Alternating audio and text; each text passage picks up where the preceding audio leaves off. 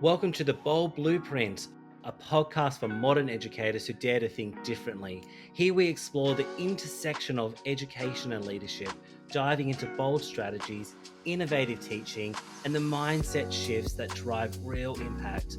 Whether you're in the classroom, leading a team, or shaping the future of education, this is your space to learn, grow, and lead with confidence.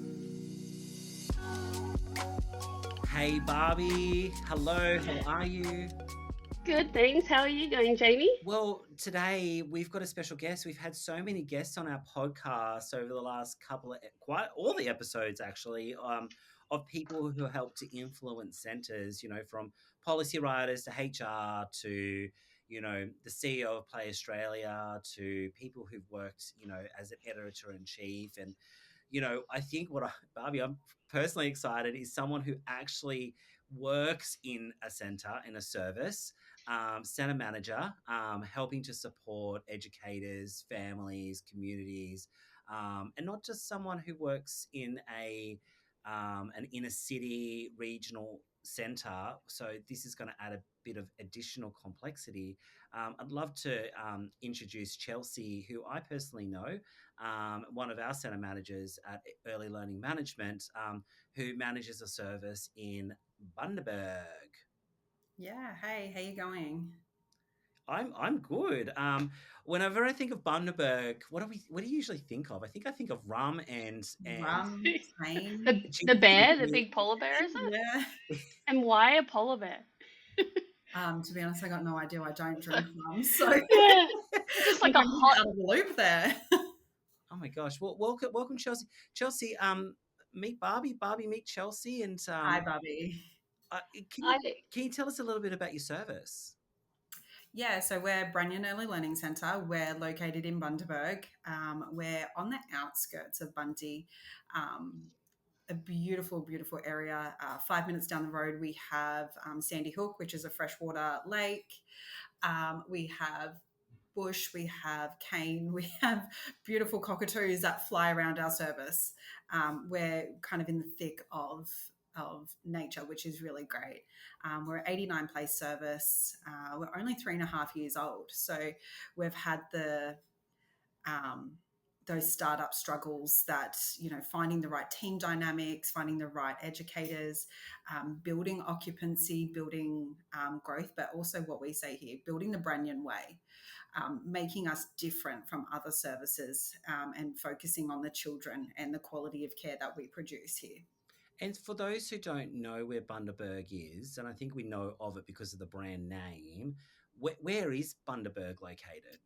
Yeah, so about 4.5 hours from Brisbane. North? We are north, yep, 4.5 hours north from Brisbane.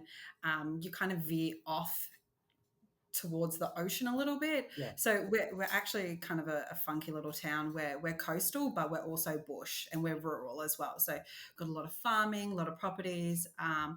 Bundy is now what used to be known for its sugarcane is now being known for its macadamia trees.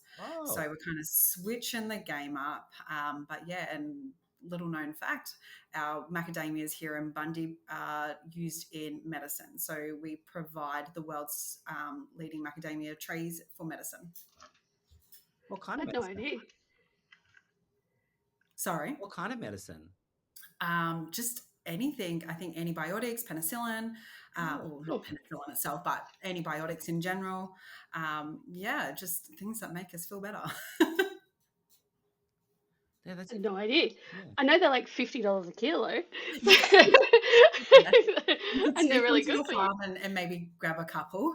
But yeah. I guess Chelsea, what kind of sparks myself and you over the last couple of weeks is to kind of, have a little bit of a chat. And I've known you for quite a while now, and for those who might be listening 10, 20, 100 years into the future back to this lived moment in our sector, we are facing a lot of complexity right now, right? And we are Yeah. facing this world of technology meeting with actually why we do what we do, which is actually creating great experiences and a safe experience for children.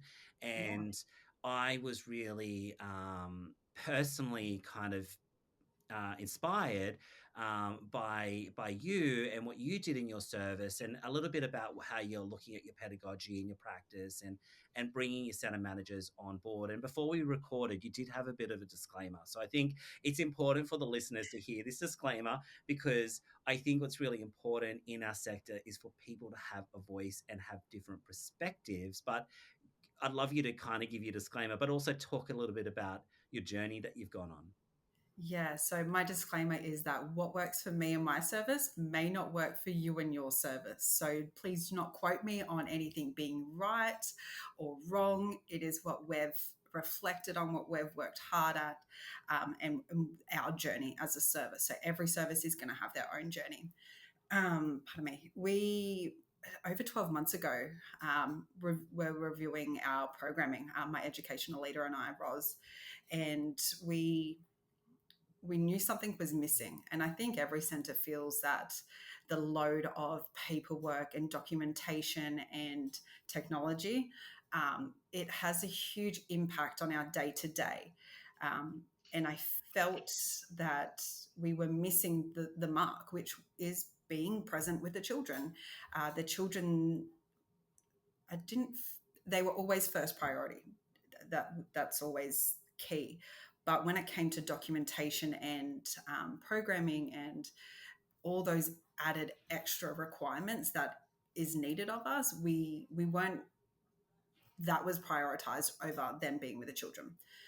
So we wanted to kind of take a step back, and technology has been such a huge influence. And I personally do not feel that the sector has moved gracefully with technology embedded within services when it comes to programming, when it comes to routines documented daily, communication with families. I feel like it's a massive hindrance. So our idea was to have some tech-free days. We gave our team notice. We gave them notice. We had 2 days where we took every iPad away from the girls.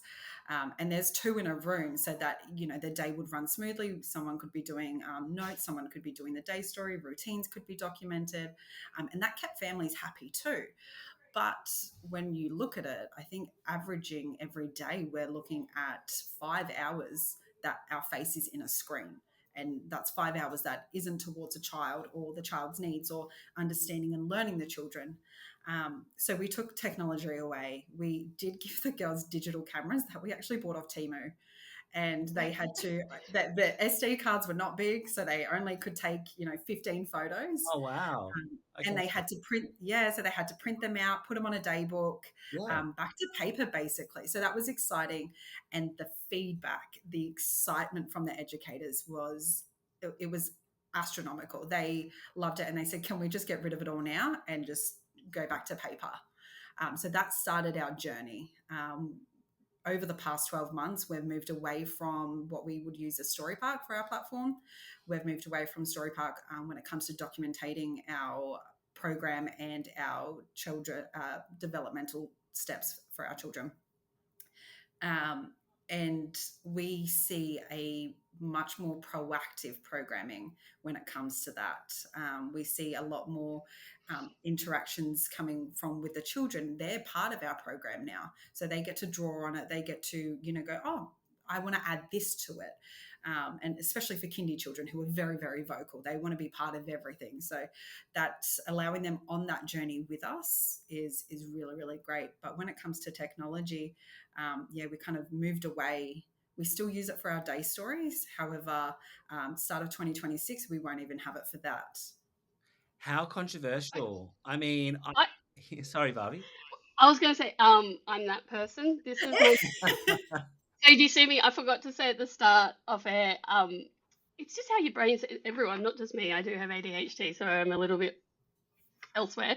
But just how we process information is so different, handwritten, to having it on a device. But also, I have these notes right in front of me, but I'm looking at the ones written here, and I'm writing this as we go, because that's just, you take it in differently. Absolutely. I think I find floor books, programming, writing things down, it cements better in my brain. And I see that with my educators as well. So it wasn't just about identifying what was great for the children, it was identifying what was great for my educators and what's going to be better for them at the end of the day.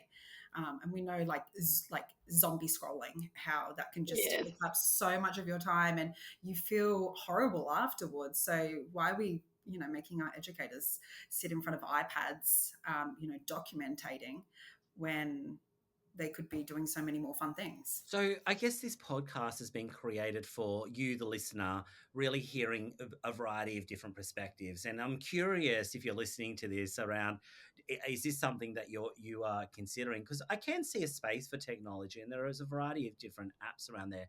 When I was a center manager in 2010, we didn't use any kind of apps, but what we did used to do is use the digital cameras. I'm showing my age right now, and around 2 o'clock, everyone had to give me their digital camera, and then I would download it and put it onto a PowerPoint that I would then send out to everybody. And I remember, seriously, I don't know if you've had this experience, Chelsea, but quite a few parents would call me each week and say, and this is the inner city of Sydney, by the way, high affluent area, and they would say, I've actually counted how many times my child's been in a photo compared I know. to how many times other children have been in photos. Is my child okay? Or do you not like my child as much as the other children? Have you ever had Yeah. that experience? Yeah. Yeah, I have. It's amazing. And I say this, and I've been saying it a lot lately, what parents do with their own children is so different to what we do here in early years sector. And some children just don't want to be photographed, and Yep. we're respecting those wishes. And when we say that to families, they're like, "But they take photos for me." I was like, "Yeah, but you're kind of just going, here, smile for mummy," and that's really good in the moment for them. But if they don't want to do it, we're not going to force them to do it. And I feel that's at the moment, if we get families and we send out child notes on Story Park, so we give a couple of photos from the day, and I received them for my son as well. And don't get me wrong, some gorgeous, gorgeous photos, and you just see the excitement in their eyes and that they've had a phenomenal day.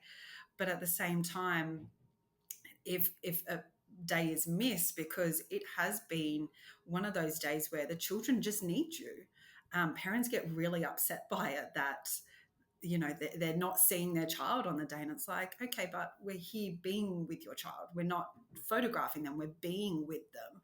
So it's, you have those moments where some families just don't care, in the sense of that's not the important part of the day. Seeing their child covered in mud is the most important part of the day. And then you have some families who obviously are very busy, their schedules are very busy, and they really rely on those photos to be able to connect to their child and make sure that they are okay. That's a really good point, that rely on them to connect, because I've got two children and especially started the second really early in care, and you have that mum guilt. It's not where I want them, but that connection that you feel like you're missing, that mum side, it is somehow a way to do it, because I also am the same. Also, for anyone listening, I didn't look up Chelsea before talking because I wanted to be genuinely like go into the conversation of, oh, but we actually seem to be very aligned on this. Educator lens, I'm all for floor books, everything online. Not, even my quip used to be handwritten clipboards, Yeah. which worked really well in how we did it, even though we had all the online programs used. But with my parent hat on, I can see some stuff online. It helps with that connection that I guess I am. I've never thought of it as relying on, but I genuinely am. It helps me get through my day. Is that bad? Is that No, selfish? no, not at all. I cheat at life. Being at a service and being the centre manager here and being so heavily involved. Again, my youngest, Toby, he's now 3. I actually opened up this service while pregnant with him. So he came with me. I came back to work after a month, as crazy as that is. There's some control issues there, apparently. And just I felt bad because we were there so early, but at the same time, I cheat at life because I then bring him to work with me. So if I'm having a bad day, or he's having a bad day, we can just cuddle. And not every family gets that. So I fully get the mum guilt. I'm very lucky because I get to cheat at life and be with my baby and still watch him grow as wild as this being is. Um, yeah, but that connection is so important, and sometimes that's how we as parents gain that connection and that grasp and potentially that control of being connected. That's fascinating. So I guess I'm going into like a crazy space in my head, right? So you've talked a little bit about how over the last 3 years you've kind of looked at your practice and you wanted to implement change and you've seen some difference. But let's be honest, change management's hard, and being the person to create the change, Chelsea, um, and I know the journey, so I guess it's important to kind of acknowledge what you've worked through, and kudos to you. But like, what controversy have you come through? Like, how have you supported the community to go through this change? Because there is a level of expectation across the sector nationwide where this immediate response to notification has become a norm that is expected. Yeah. How have you what steps for a center manager who might be thinking about this could you advise them on of your Um, lessons learned? Baby steps. Okay. Do not expect that, taking tech or removing or reducing the amount of use in technologies and communication through technology is going to happen overnight, because it's not. A big step is now with my new families, we introduce them, and when we take them through tours of our service, those orientations, we do acknowledge that we use Story Park. But again, a disclaimer, we go, do not rely on it, because the children are our first priority. And we make that very known and make that very much that first aspect. If you need to communicate with us, call us. But also, don't rely on, you're going to see every single nappy change, you're going to see every photo of every second of every day, because that's not how it works. Because when the children are in our care, they're in our care, and we make sure that their needs, their wants, that their day is running smoothly, and that our focus is on their child. So the response there is very, very positive. With our current families, it has been a lot of communication, and that's both face to face, that's also using technology. And there's actually a lot of families that just kind of, they see the notification but they don't acknowledge it. So you still Me. get the ones who are kind of like in the loop but out of the loop, and that's great, don't get me wrong, but we still want to make sure that we have that face-to-face connection. So when we see families, and if they go, oh, I didn't see anything, I was like, yeah, because we're heavily involved with your child. We're making sure that they're having the greatest day that they can possibly have. So for center managers wanting to move their team to either a no tech or a limited tech or whatever that looks like for their service, don't expect overnight results, because it takes a lot of time and it takes a lot of reminding. And it's the same for educators as well, where it's that those expectations for so long was like, you need to get child notes out, you need to have a day story, you need to have this photo out, you need to make sure that you've communicated with every family that they've got a wet bag, that they've had an accident, that this is there. The list then goes on, that mental load, and then trying to communicate that, it's a lot. So then also getting them to go, take a step back. If it doesn't get sent, it doesn't get sent. We can then see them of an afternoon. We don't have to rely on technology, and that at 11 o'clock every day, we have to send off that message that your child is okay, or, send that photo for an update. It can wait for the afternoon, because at the end of the day, I feel like no message is good messages. You Oh yeah. kind of just go through, like, no messages are good messages as much as your mind. But when it comes to your children, if something's wrong, we're going to contact you. Whereas if we don't contact you, just know that your child is safe, they are happy, and they are having the time of their life. Yeah, and you said something too, I find with, oh gosh, this is me losing my train of thought all the time. No, I see it like, when you go have a staff meeting, and this is more common, people hear of there's that generic, all right, everyone make sure you're doing this, don't do this, don't blah blah blah. Parents, we feel like that too when we're on the other end of make sure you pack your wet bag, blah blah. I feel like if I got approached about it, and same with, we know staff do too, you get way more reception about it, because everything that goes out, maybe not every parent, but I know I take all of it personally, like, oh, did I do that? Oh no, did I do that? Me? Oh no. And kind of having that lens again, I know what it's like being on the other side when parents forget all their clothes. Our 3-year-old took out all his spare clothes from his bag the other day. I didn't know till he spilled his stuff on it. There's just all different things, but a blast out on the thing being like, make sure you remember all your clothes can be handled so differently to that Definitely. relationship side of chatting with them. Um, and all that. I'm curious, sorry, that was my sidetrack. Have you found you've been able to be so much more responsive to programming child-led interests? Oh, 100%. Yeah. We've been able to just being able to observe, to be sitting, children don't know how to play. We need to teach them how to play. They have their imagination and they do things, but, for instance, loose parts. You could have a shelf full of loose parts and the children just walk past it. And there's been times, even here with my educators, that they're like, oh, they're just throwing them. They Mm. don't know what to Mm. do. And I was like, are you showing them? Are you sitting down with them? Are you being present? Have you started stacking the wooden logs? Have you started putting the CDs in between the logs and putting little people?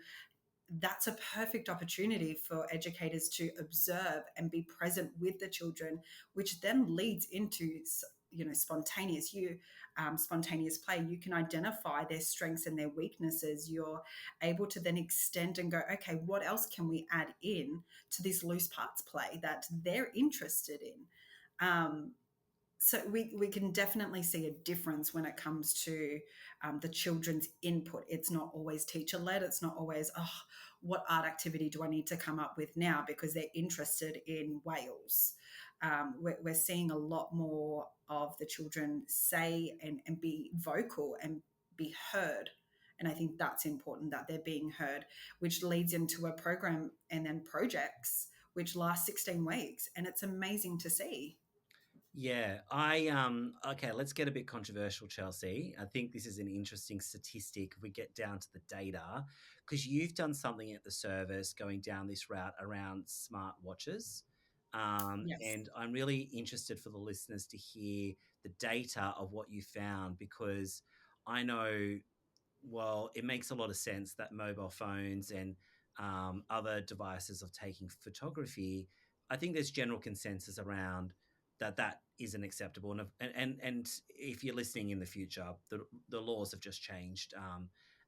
Yesterday. Recently about that yesterday, Yeah. September 2025, just to date us, and we'll look back at that moment. But actually, you've taken a step further around smartwatches. Can you just talk a bit about your idea, your thought about what that is, and also what has the Yeah. data shown you around incidences and accidents in the centre as well? Yeah, so not only is technology service devices, but we all had, smart watches, some sort of smart device on us. And for services for so long, we've not been able to have our phones on us on the floor. It's a huge distraction. So I know when Apple Watches were first out, it was a big thing. Everybody had to have one. Back then, your phone had to be within a certain proximity for it to work. And then cellular watches came in, and you didn't need to have your phone near you. You could leave it at home and your watch would still be able to connect to phone calls, text messages, notifications. I seen an increase within my service of educators just becoming distracted by notification pinging. They may not have always been on their watches, but there were definitely times you could walk in and you hear ping, ping, ping, and you're like, where is that coming from? You would also find that at times you could be outside in the outdoor environments and children being comforted and just hanging out with educators on their lap, but also they were Yeah. pressing the buttons on the side of the Yeah. smartwatch and they're flicking and they're doing what they're doing because they're intrigued. Um, so the level of distraction, not only for educators but for children, was a lot. On the floor for educators, we wanted to remove any distractions that took away what supervision we had. And we all know our ratios, as much as we love our children, you cannot ever expect one person to look after 4 babies or one person to have 11 children. You don't see mothers doing that and surviving the day without tons and tons of coffee or, some sort of mental breakdown. Um, but what we're seeing is that we've got educators that have an extra distraction. And when our ratio, you've got 4 babies, you're constantly looking down at your watch and you're trying to check on what's happening. But in the meantime, a baby's fallen back and hitting their head. That wasn't good enough for me. I didn't want those distractions. So for my service, I actually worked with ELM, the policy advisor there, Alicia, who was really wonderful. It was actually a group effort with a few other centre managers. And we kind of said, this is what we want. This is how it should be. This should be, I guess, the repercussion, like steps taken, to address smartwatches. So we essentially created that policy. I hounded and hounded and hounded. I'm kind of persistent that way. And we And I love you got for that it, policy. Chelsea. We love you for it. Thank you. Thank you. I got it about a month earlier than everybody else. I had informed my team that this policy was coming out, whether they liked it or not. I said I would give them a week's notice that they were to not get rid of, but they were not allowed to have their smartwatches while on the floor with children. The only time that they could have it was when they weren't working, when they weren't rostered, or on their lunch breaks. They were able to put it on for that hour, half an hour, whatever it may be. But at any given time, they were not allowed to have a smartwatch on the floor. They were given a week's notice. Then they had to just have a normal watch. Back to the good old days of analog, a digital watch. Go buy yourself a Baby G. I said it's a tax write-off for anybody. You need a watch, so get a watch. And it was funny because we do have a couple of girls, God love them. They're in their 20s and we're trying to teach them how to read an analog clock. Oh. So that's kind of funny. We're all having a laugh about it. But the response from them, I have not seen a smartwatch to date. And we're going on 8 weeks that we've had this policy embedded within the service, and we've not seen a smartwatch. I have seen incident reports decrease. Now, I'm not saying that the distraction of a smartwatch was the reason. However, in that split second that we look down at our watches and take our eyes off the children, something tends to happen. That potentially could have been prevented if our eyes were up top and we were scanning using our peripheral vision, and making sure that we were there, we were present with the children. So taking away the watches has been a great response. It's been phenomenal within the service. And yeah, to this day, I haven't seen a smartwatch. And the girls, if I call them in and I'm like, hey, I just need you to get here 15 minutes early, they miss my phone call. They're like, oh, it didn't come through because I'm not on my watch. Oh, I think that's so good. I know I was writing as you're talking, like I can see it enhancing like the responsiveness. Yeah. Because myself, I don't have mine on today, and it was 2 weeks ago we moved house, and I don't know where I put the charger, and that's my life at the moment. But it's been like such a, because I already deleted socials off my phone too, but just even not having that and your responsiveness, because I think it's like 20 minutes to regain focus on whatever you're doing, and even that little ping, and I have hardly any notifications. It's just enough to take you that split second off whatever it is, and especially in the service, looking after multiple children, it was hard enough looking after two of my own. I find you can anticipate their needs better, react quicker.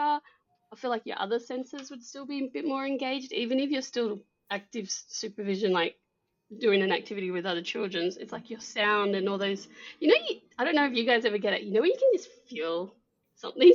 It's almost like the hairs don't stand up on your back, but the hairs stand up on your back. You're like, yeah, I have this feeling this is about to happen over there. It's like I say to my kids, we've got eyes in the back of our heads.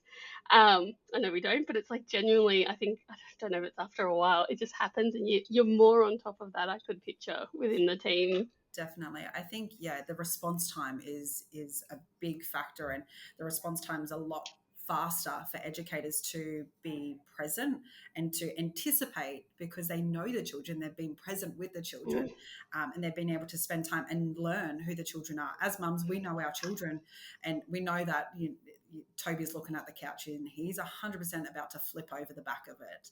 Yeah. You can stop that. When you're learning other children and you have so many children to learn and to anticipate, it can be quite challenging. But if you know them and you're present with them, you can respond faster.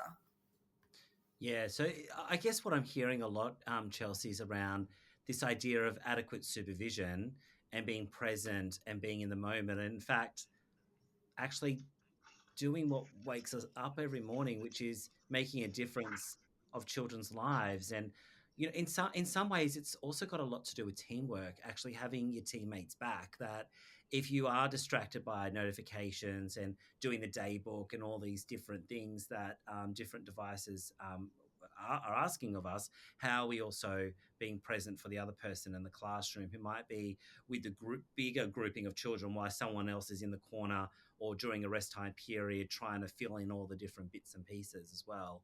It's really fascinating, Chelsea, what you're doing at a service. Yeah, really interesting, and it's really interesting that you've got some data. While you may not yet think it is a direct correlation, how do I say that word? Connection with the smart devices, with smart watches, and the amount of incidences that are occurring and the accident reports have actually decreased. But there is a moment in time that you do have that. And I think that's fascinating.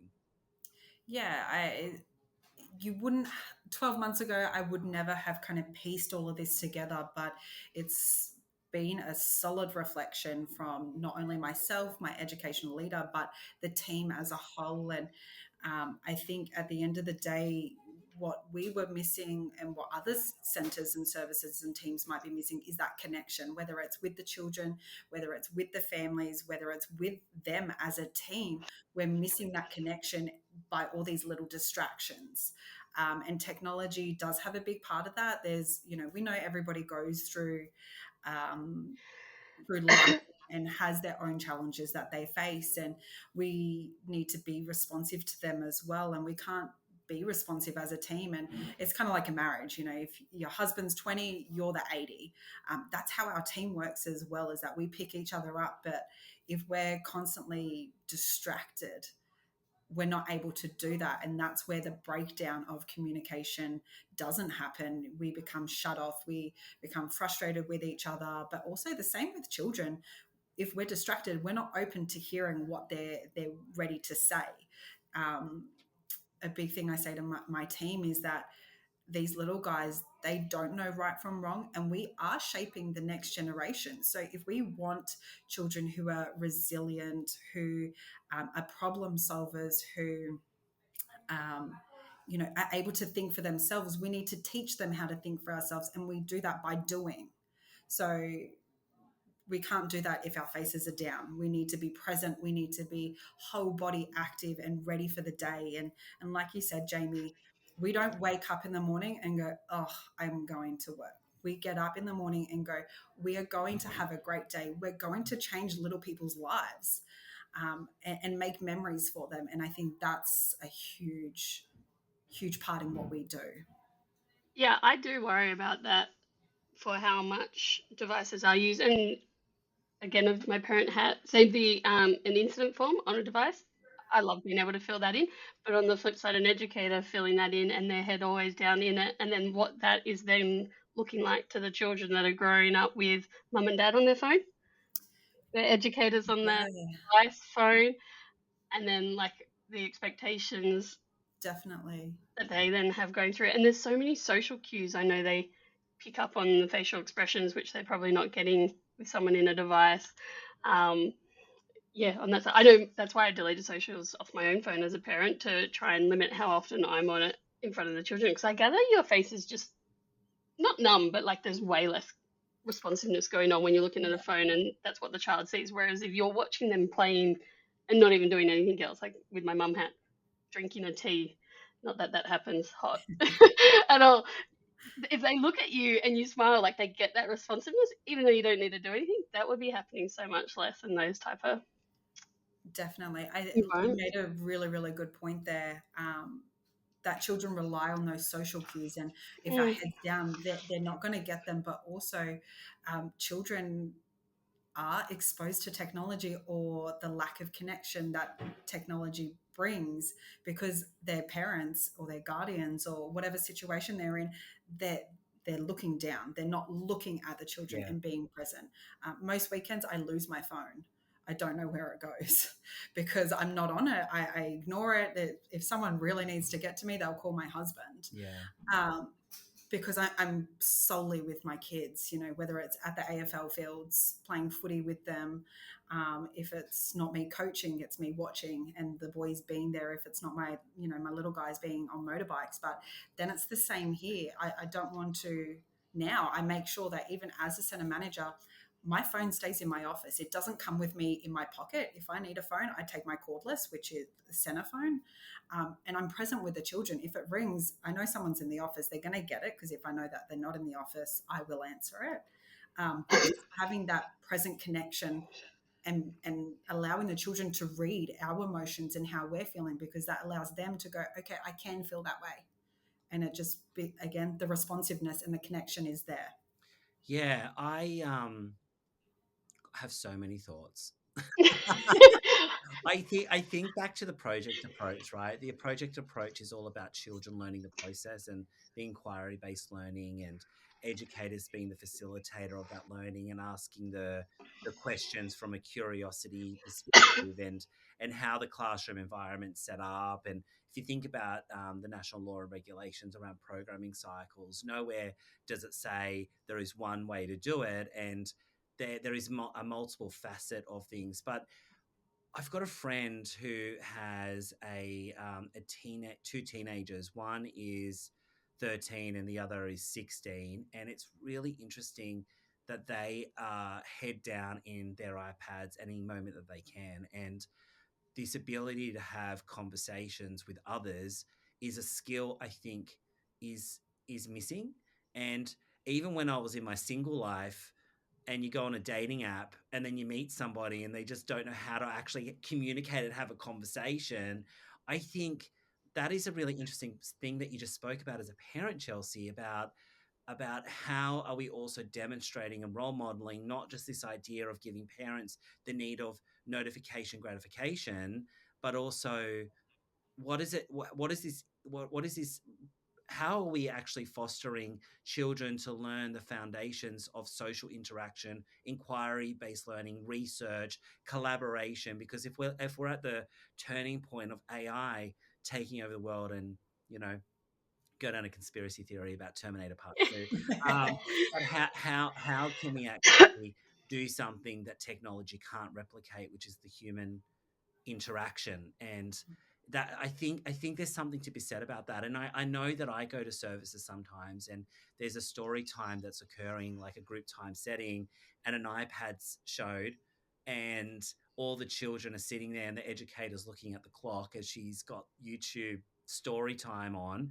And I think to myself, back when I was an educator in the preschool room, how much I love doing puppetry, and how much I love doing song and Storytelling. singing, and making the story come alive, and even getting children to replicate what they've seen in the story, and think about this idea of early literacy. There is so many interesting neuro brain path Yeah. connections that we can actually be bringing into a classroom setting when we're actually educating educators and mentoring and coaching about what positive interaction between child and educator in a space that is outside of just safety, but actually giving the foundation for early learning before traditional schooling is starting. Hmm. I don't know what your thoughts are on my statement that I'm kind of sharing. I love it. I 100% agree in the sense of, um, you would, and I do it all the time. I walk in, I'm like, what are you doing? My EL Ros, who was meant to be joining us today, she's unwell. She is like, she is insane. If she walks in and she catches you doing a story time with an iPad, she will take the iPad. It's like confiscating something from a child. When they know they shouldn't be doing it, but it's amazing how many educators and how, when you that connection, how many educators can't tell a story. I love reading Harry McClary, my favorite book in the world, From Donaldson's and Dairy. from Donaldson's Dairy. One of This is showing my age. One of my little guys who is now 14. I looked after him many, many years ago, and he got into a private school because I read him, Harry McClary, so much, and he could recite the whole book that in his interview, the principal goes, hey, Brax, do you know Harry McClary? And he's like, yeah, from Donaldson's Dairy, and then continued to recite the rest of the book. But because we read it almost every day, the children knew how excited I got with it. And then we reenact, and we would, Hercules Morse as big as a horse. And I love dogs, so I would bring my dog in, and poor Rocco just didn't know what to do.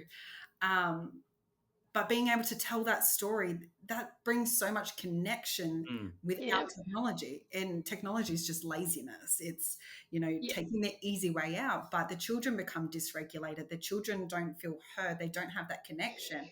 And there's some sort of calm when you're reading a story and you can see the excitement that comes from a child's face, and going, oh, I really love this book. They'll start bringing you books left, right, and center, and you're there for an hour and a half reading books with them, and their day is complete. It's that connection. I've been writing so much as you guys talk, but you reading that story, they could have hated that story at the start, but it's the person, and it's the connection that I find brings in the whole experience. Then it changes their mindset. I'm not saying they had that story, but you know what I mean. I Yeah, don't know if that. I feel like I always say stuff and then I'm like, what did I just say? It's that connection they crave and seek and need. I think, or not. I think I know all human beings do, and you touched on it too, Jamie, with your neurobrain pathway connections. It's just that we're a social species. That's why we've evolved how we have. I'm saying it like I know what I'm talking about. I don't. There's just a great professor I get to chat with, and he's amazing. We should get him on sometime. And he helps put this all into easy to mold things for me. Um, but yeah, it sounds like no matter what that story was connections. He's got that fond memory of you reading it. If it was a different scenario, maybe if that was a story on an iPad or with a teacher with a more monotone voice that spoke like this, he probably wouldn't even remember the story. It's just like those little hit offs that can go and grow, and yeah, My I find it. my Oh, sorry. story, no, my story is the Dark Dark House. Have you ever heard of In the the dark, dark Dark House? woods. In the Dark yes. Dark House. Oh my God, And I remember that from when I was in prep. And funnily enough, Jamie, yeah, I'm going to kind of just give you a little bit of a tidbit that you may not have known. I actually went to Brookvale Primary in Brookvale on the Northern Beaches. I was actually born there, and I'm a Manly kid. So yeah, that's my Mrs. Patterson, my prep teacher. She would read that nonstop. really, I'm on the northern beaches. I yes. didn't know.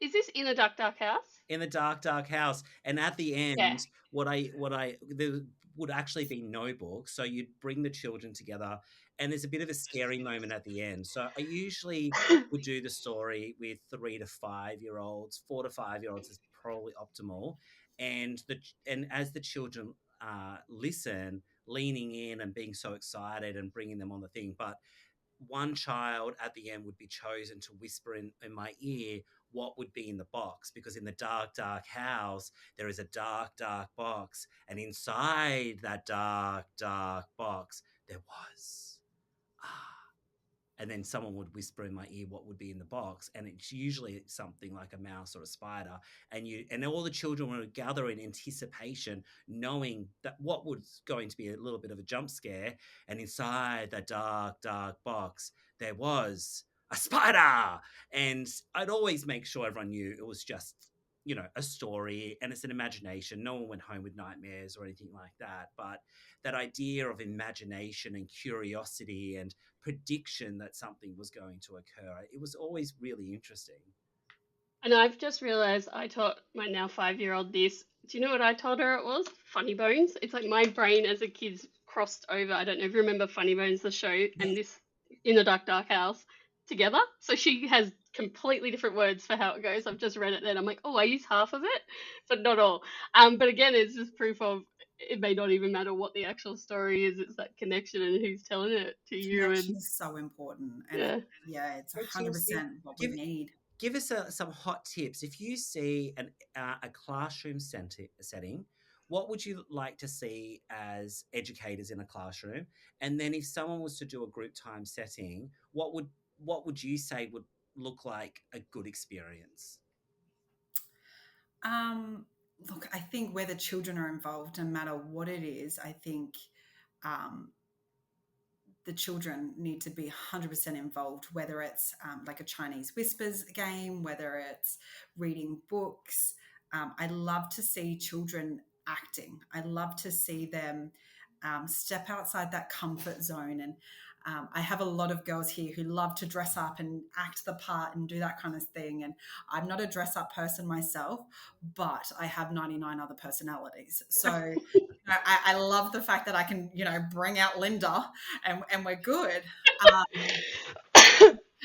to be able to be silly again. I love to see that my educators are able to come back and reminisce a great period of their time where they had a moment with an educator, or they remember what it's like to be little and to feel that excitement and to feel the anticipation and what's coming next, and just all of those emotions all in one. I really love seeing my educators come back to that moment. Yeah. We, at a staff meeting a few months ago, I set out a challenge that everybody had to come into the staff meeting with a transition song. They then had to sing it and get everybody involved in the staff meeting. And it was amazing how confident 99% of everybody was. And then there's always that one person that needs that extra bit of confidence, but feels silly for being silly. And it's okay. I guess what It's what not you've what okay. you've actually done, if you go down the brain research perspective, for listeners out there, and this was a fascinating thing that I've learned over the years, that did you know that when you're learning, you're actually creating an emotional connection to that learning?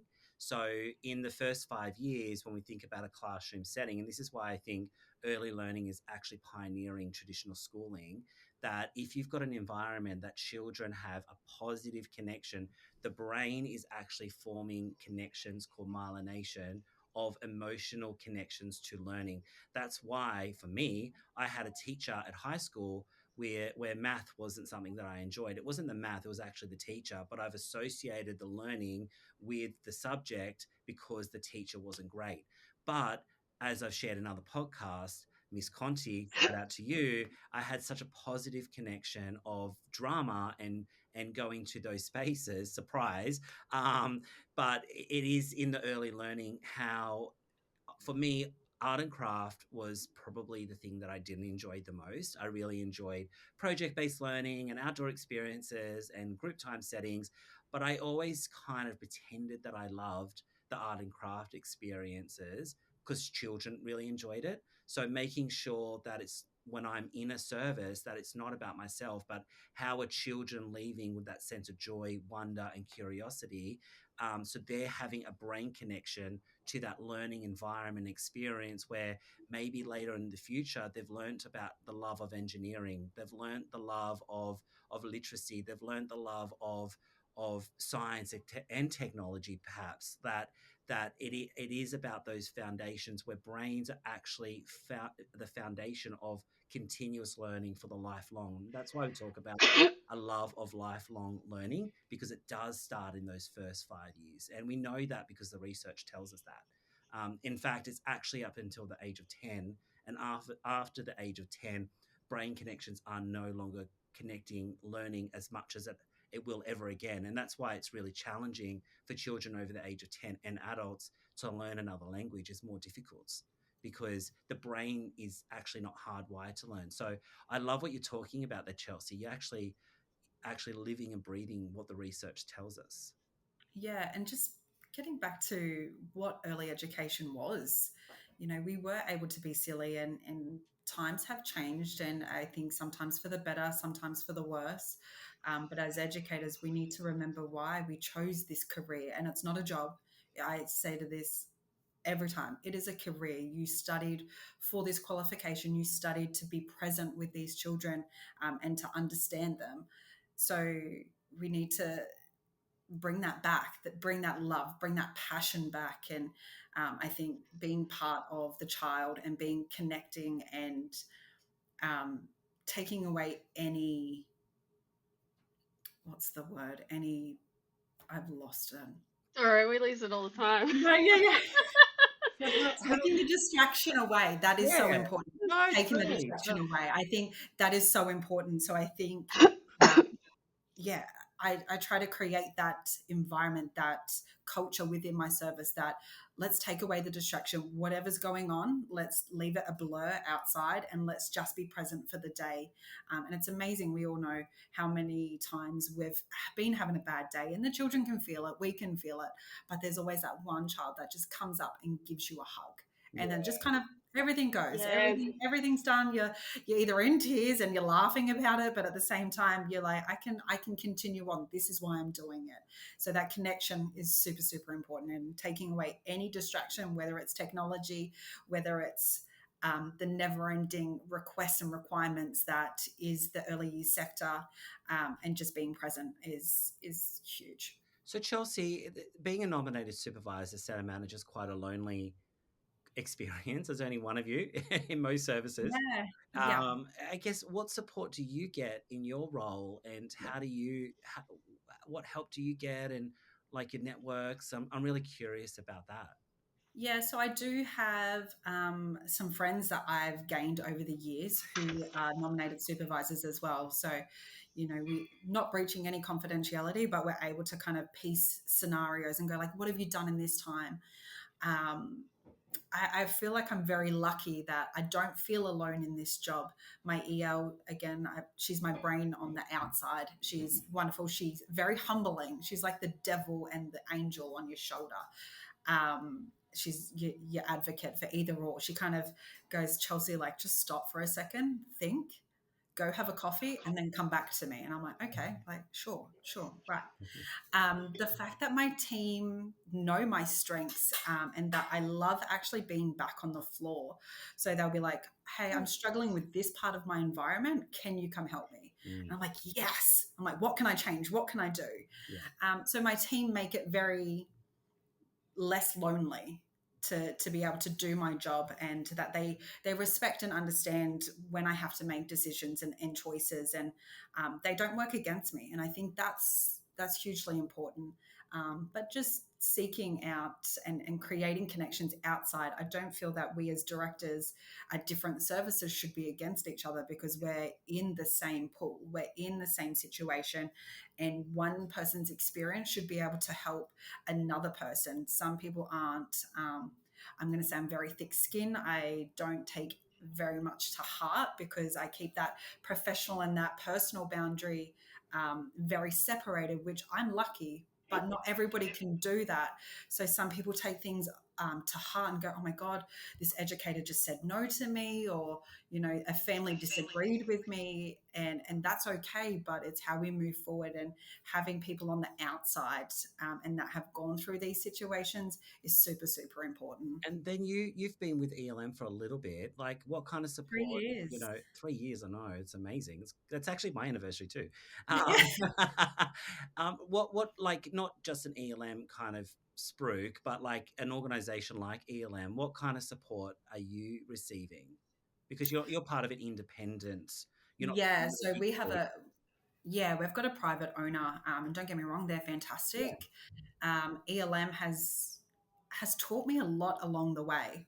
Um, a little story from when we first opened, and this was as we were going through service approval and the building handover. Sandy, she was up here with my ops manager at the time, and I remember the foreman arrived late, and he came in wearing thongs, and in the back of my mind, I'm like, oh my God, what is someone going to say something? And Sandy piped right up and was like, why are you late?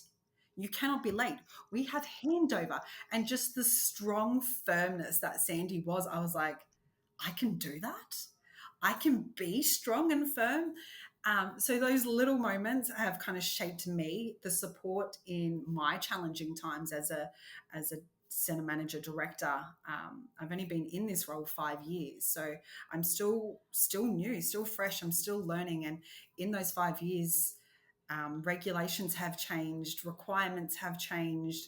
We're moving with the times. So to have a team that support me not only on a compliance, on a daily kind of daily to day runnings, but also teaching me different things, how to think outside the box, the policies. I absolutely actually like reviewing policies and going, hold on, we're missing this. What about this? Because I'm on the floor, I'm able to see that hands on, that first hand experience as well. But all in all, the team at ELM have been really phenomenal in the support that they've been giving me, and have taught me a lot and have shaped how I am as a center manager, which is it's great. Oh, that's awesome. That's awesome. I love it. I was making a note before when you're giving your hot tips, Chelsea. Um, Especially, oh, you can see your face too when you're talking about it. Just how much you loved, like it was like the children 100% involved. Step outside your comfort zone. Bring out Linda. But everything I've thought just sounded like play, but permission to play. Like it sounds like you give that. We all know how important play is, but you give that permission to play, but to your educators as Yeah, yeah. well when you're talking about that. And like we get so focused on play and the children and how important research, but our educators' permission to play, and like, are we genuinely like, do they know that? Like, I can tell by your face, your educators probably definitely know they can play. I have so many photos, and one comes to mind. The children were face painting, and two of my educators ended up sitting on a log. And we have, just for context, white t-shirts with navy stripes. And these, and I will probably post this on the ELM Buzz, so anyone who's listening, check it out. My girls ended up with purple and black face paint from head to toe, their teeth and everything. Like, but the children did it. It wasn't them. It was the children. And they just sat there like they were just statues laughing because the children painted them and the children thought it was great. So look, we gave them extra shirts because we had to nappy sand the other ones because, oh my Lord. They needed to take a shower. The paint was not coming off, mind you. So these girls were having, like, they looked like the Joker from Batman. It was just absolutely hilarious. But the fact that my team are able to be silly, to be children and enjoy coming to work, that makes my day. It actually makes all of our days so much better. Wow, this has been such a great episode. And Barbie, just so you know, the ELM Buzz, what Chelsea's talking about, we've got a private, exclusive, closed group for ELM services, educators, center managers, and clients. So that's what, and we the purpose of that was to be bringing the joy and passion back into the sector and to be able to share the fun, So Yeah, because of the importance of what we do. But I don't know, Barbie, what do you think of today's episode? I love it. I'd love to have like Chelsea series. No, because I know Please. we're oh well, especially if you're because I know if people listening, one thing which you could probably do a whole episode on is you touched on yourself being on the floor. Because we do the recruitment side, and there's a lot of directors that are just 100% off the floor, but I heard, I think in your language, you transitioned back on the floor, so you weren't always. And it sounds like however you made that happen, I think there would be a lot of people out there listening, wanting Definitely. to hear, and also again your facial expressions. If anyone's watching online, you can see Chelsea's joy in her face when she talks about that on the floor side. Because I'm not sure, it's always seen as the pinnacle. You move up, you get less and less on the floor, and I know as I've gotten older, it is tiring, It but is. I you're actually missing hate something. sitting. Sorry, I hate sitting in front of a computer. So there's weeks where I kind of just throw a tantrum for the best part of it. Yeah, Um, and I just can't. I just say to the girls, like, I'm coming on the floor. I wear my uniform. I'm in like black pants, whatever. I'm not in an office attire as such. And I just go out and I'm present. I cover lunches. And it's so funny to see because we've got some educators that are like, no, you're the director. You shouldn't be mopping floors. I love to mop floors because I'm so anal about it. And if they're too wet of a mop, I'm like, no, let me take over. Like I'm a mop these for you again. But I need to remind my team that I am part of this team. I'm not just here sending out rosters and making sure that we are compliant and coming down as, Cruella. I am part of this team. And if you're struggling, I'm struggling. So let's struggle together and let's come out the other side. It's super important for me. Wow. Okay, so we've got to wrap up the podcast because I think we could go on for ages. There's so Mm-hmm. much to talk about. We've got two more questions for you. One's going to be a simple one, but before we get into that last question, which Barbie will ask you, for our listeners, I guess, after everything we've spoken about, what's one piece of advice you'd want people to take away from today? Build connection. Take away the distraction and build connection, whether it's with families, whether it's with each other as a team, but mostly with the children. Build connection. Yeah, beautiful. All right, Barbie, you ready? Oh yeah, with my really badly worded always of however we ask this question. This is That's just evolved. me. It's evolved so much. That's why. I'm just using a million adjectives like I'm ChatGPT in person. Um, sorry, sidetrack there. No, okay, so we like to ask a question, nothing to do with whatever our topic's been, or what we do for work. And it is, what was your first live performance? I know when Jamie and I first thought of it, we thought of in a musical sense, but not everyone does musical as in live music. But the other people do musicals or theatre or productions. But do you remember what the first live performance you went to was? I think I'm going to say the Wiggles. I Oh. was a Wiggles kid. So the OG Wiggles, and I believe my nan actually took me to it. And look, I don't have every memory from it, but my nan has photos, and she said you had the time of your life. So Wiggles as a child, my dad was a security guard, and it's a band called Evanescence. Oh, yes. Mm. And I went to work with him one night, and Evanescence was playing, and that's who I got to see at the age of 9. Wow. That music's pretty intense, emotional. Yeah, Yeah. Yeah. yeah, yeah. And look, I come from a Tongan family too, so you can only Ah, imagine the diversity. Yeah. Wow. I've got Tongan background, although I always, yeah. Anyway, sidetrack. We'll talk for ages. We should stop. Yeah, look, we need another call. Well, Yeah. listeners, honestly, Chelsea, thank you. It's great to have someone who's actually in centres and services, really impacting directly. And we, once again, Barbie and I, we want to do a shout out to every single person who's listening to this podcast. If you have a topic you want us to cover, if you would like to be a guest, or if you know a guest that would like to come onto this is about how we can really shape and create this podcast for you to be able to bring impact to you in your life, and hopefully to be able to trigger a couple of questions and a couple of moments of pause, reflection, and possibly helping to make a bit of a difference and change in your life. So thank you once again, Chelsea, and Barbie, as always, you're amazing. Aw, right back at you, Jamie. Thank you too, You, Chelsea. no, Lovely to meet you. you too. Thank you so much for having me. It's honestly been a pleasure. And again, we could talk more. Right, till next time, everybody. Peace out. Bye, everyone. Thanks for listening to The Bold Blueprint. If you'd like to get in touch, you can reach out to us on elm.net.au or fireflyhr.com.au. bye. Bye.